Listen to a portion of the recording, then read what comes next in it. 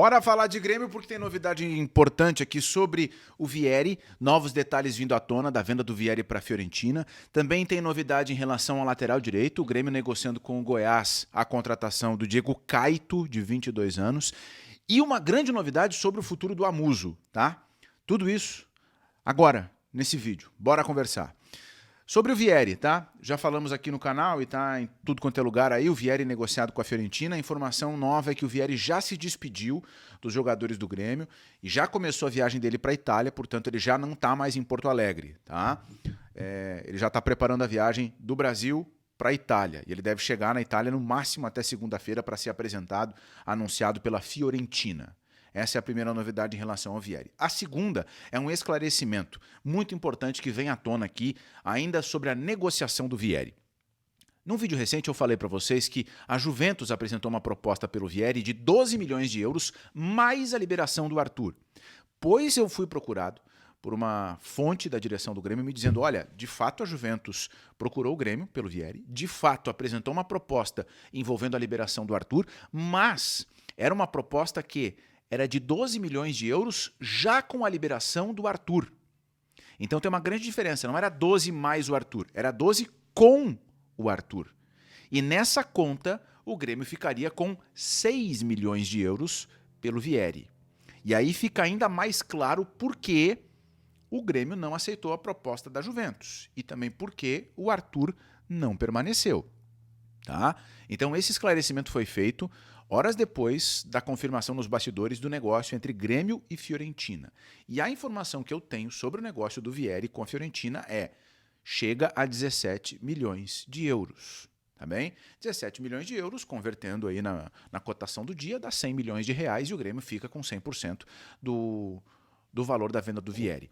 Sobre o Vieri, né? Ele sai do Grêmio com menos de 50 partidas no time profissional, 6 meses depois de ser apontado como uma grande venda para acontecer e com um salário que era inferior a 100 mil reais. O Vieri renovou o contrato com o Grêmio no final de 25 e passou a ganhar um novo salário que não chega a 100 mil reais. E agora ele está indo para a Europa. Bom, esse é o primeiro assunto. O segundo assunto é o Grêmio no mercado para contratar. O Grêmio anunciou o Wallace, o zagueiro que veio do CRB, e está negociando com o Goiás a contratação do Diego Caito. Eu estou lendo aqui a ficha técnica dele, lateral direito, 22 anos, está na Série B junto com o Goiás. O Goiás emitiu uma nota oficial dizendo que recusou uma consulta. A informação que eu tenho é de que o Grêmio apresentou uma proposta, tá? Empréstimo pagando e com opção de compra. Não sei o valor, tá? E aí, aqui eu divido com vocês o relato que o Bruno Flores, tem canal aqui no YouTube, repórter Bruno Flores. O Bruno Flores ouviu de uma fonte de dentro do Grêmio, uma fonte muito importante de dentro do Grêmio, a seguinte frase, abre aspas, tem muita chance desse negócio acontecer, fecha aspas. Tá? Um detalhe, em Goiânia, a imprensa que cobre o Goiás está noticiando que o Goiás exige o pagamento da multa para liberar o Diego Caito.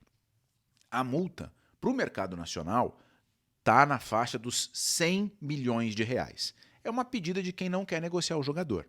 Né? Em São Paulo, tem gente falando que ele tem interesse de outros clubes de fora do Brasil. O Grêmio diz que tem muita chance de acontecer o negócio. E tem uma outra informação importante aqui, que é sobre quanto o Grêmio imagina que esse jogador vale e até onde, mais ou menos, o Grêmio pode ir para contratar esse atleta. Essa informação também é do Bruno Flores e é muito relevante. Tá? O Grêmio ele avalia o Diego Caito em 10 milhões de reais. Então, a partir dessa informação, a gente pode trabalhar com o cenário de que o Grêmio vai investir algo nessa faixa. Não muito além disso e não muito abaixo disso para contratar esse lateral direito. E eu repito, o Grêmio nos bastidores está dizendo que tem muita chance do negócio acontecer. Eu não conheço o jogador, mas faz parte daquele perfil que o Grêmio está colocando em prática a partir do momento em que contratou o Wallace do CRB. Né? Bom, e aqui a gente chega num outro assunto extremamente relevante, que é o futuro do Amuso. Né? O Amuso, como todo mundo sabe, está na reta final de contrato, o vínculo dele com o Grêmio termina em dezembro, né? E ele pode, agora nas próximas semanas, já assinar um pré-contrato com algum outro clube para sair. Bom, tem uma informação nova aqui sobre essa situação do Amuso, que é a seguinte. O Amuso eu dividi isso com vocês, né? Antes da parada para a Copa, o Grêmio dizia que ia procurar o Amuso, o representante dele, na retomada dos treinos, depois das férias. Pois, a informação nova aqui sobre o Amuso é a seguinte. O Amuso ainda não foi procurado pelo Grêmio para tratar de uma renovação. Vale lembrar que o Grêmio se reapresentou no dia 16 de junho e já se passou mais de uma semana. A informação é que o Grêmio não procurou o Amuso para renovar o contrato. Tá? Uma outra informação muito importante que me foi repassada por pessoas próximas ao atacante. Ele, Amuso, ainda não fez nenhuma pedida salarial para permanecer no Grêmio, porque ele não foi procurado.